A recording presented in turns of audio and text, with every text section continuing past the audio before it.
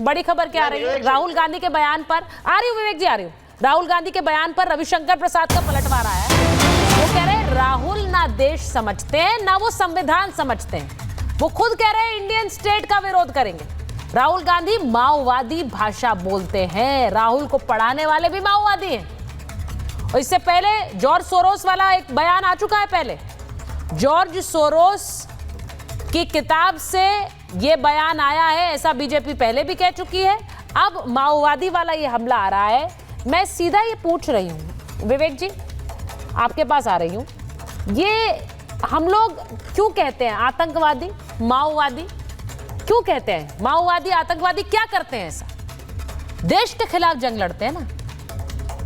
विवेक जी का ऑडियो क्यों नहीं आ रहा? राहुल गांधी को माओवादी कहना चाहती हैं? क्या ये सही है? मैंने नहीं कहा, मैंने नहीं कहा है। मैंने सवाल पूछा है। मैंने आपसे सवाल पूछा कि माओवादी और आतंकवादी क्यों कहते हैं हम? क्या करते हैं वो ऐसा? आप सुनिए ना, सुन लीजिए ना एक minute. In a free country आप आतंक देखिए। इन अ फ्री कंट्री मैं मोहन भागवत पे प्रश्न नहीं उठा सकता। मैं मोहन भागवत पे ने अगर कुछ ऐसा कहा है जो मेरे हिसाब से अनकॉन्स्टिट्यूशनल है तो मैं बोल नहीं सकता। आप देखिए किस तरीके का आतंक यहाँ नेशनल टीवी पे दिख रहा है, और फिर आप कह रही हैं कि साहब क्या होता होगा बाहर। तो ये है ना, this is the freedom of expression, the संघ इज फॉलोइंग। ये डिस्कशन के लिए ओपन नहीं है। गाली गलौज लड़ाई झगड़ा लॉजिक से बोल नहीं सकते। मैं कह रहा हूं जब इस देश के अंदर सांस्कृतिक गाली गलौज आपकी भाषा है थी। देखिए मैं इसको बड़ा क्लियर कर दूं, मैं इसको बड़ा क्लियर कर दूं। आपने जिन शब्दों में मोहन भागवत जी के बारे में बात कही वो प्रेम शुक्ला जी को पसंद नहीं आई। उन्होंने जिन शब्दों में आपके बारे में बात कही वो आपको पसंद नहीं आई। ये बड़ा नेचुरल है, ये बड़ा नेचुरल है। लेकिन इस डिबेट को मुद्दे पर रखकर आगे बढ़ाते, व्यक्तिगत नहीं। प्रयोग किया। ठीक, मेरा जो सवाल विवेक जी खिलाफ कौन से गलत शब्द का प्रयोग किया? नहीं, आपने जो कहा यारे गहरे नत्थू कह रहे, ये शब्द किसी भी मेहमान के लिए क्यों बोल रहे हो? ऐरा गहरा नत्थू करा उन्होंने उनको नहीं कहा। कोई ऐरा गहरा नत्थू करा पूछेगा, मैंने ऐसा कहा। अच्छा, वो कह रहे हैं उन्होंने आपके लिए नहीं कहा, उन्होंने आपके लिए नहीं कहा। चलिए इस बात को यही दफन करते हैं, यहीं पे आगे आगे आगे ये कहा क्या आगे बढ़ते हैं। बहुत अच्छी बात है, आप दोनों बहुत अनुभवी प्रवक्ता हैं। मेरा मानना है, कोई बात नहीं, शुक्ला जी सुन लीजिए। मेरा मानना है, मैं खुलेआम एंडोर्स कर रहा हूं राहुल गांधी के इस वक्तव्य को। मेरा मानना है किताबें गलत इतिहास से लिखी जा रही है, बच्चों को गलत शिक्षा दी जा रही है। एक माइनॉरिटी कम्युनिटी है जिसे दबाया जा रहा है। ईडी कभी भी अजीत पवार जैसे लोग जो बीजेपी में शामिल हो जाते हैं उन पर एक्शन लेती नहीं है।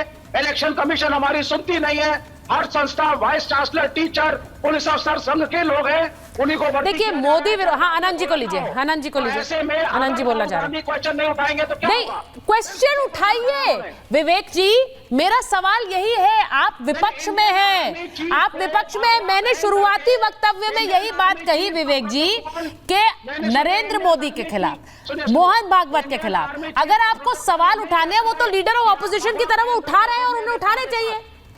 एक मजबूत विपक्ष क्या होता है? अगर आज अखिलेश जी योगी आदित्यनाथ के खिलाफ आवाज उठाना बंद कर दे तो क्या वो सही होगा? नहीं सही होगा सर।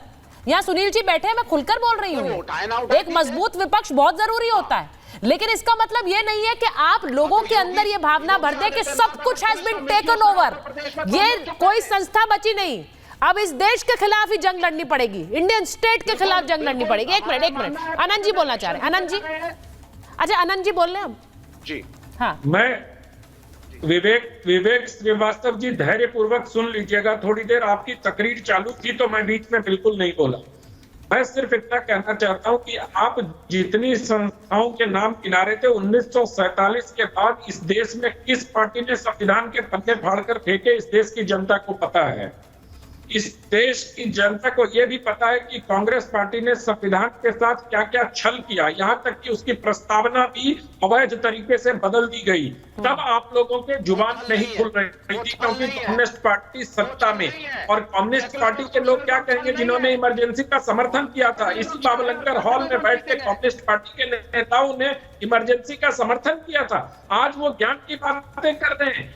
ज्योति बसु की जीवनी लिखने वालों को वाइस चांसलर बनाया गया था। आज कम्युनिस्ट पार्टी लोग सुचिता और सार्वजनिक जीवन में सुचिता की बात कर रहे हैं। शर्म आनी चाहिए आप लोगों को। आप लोगों ने इस देश के संविधान के साथ सबसे बड़ा छल किया है।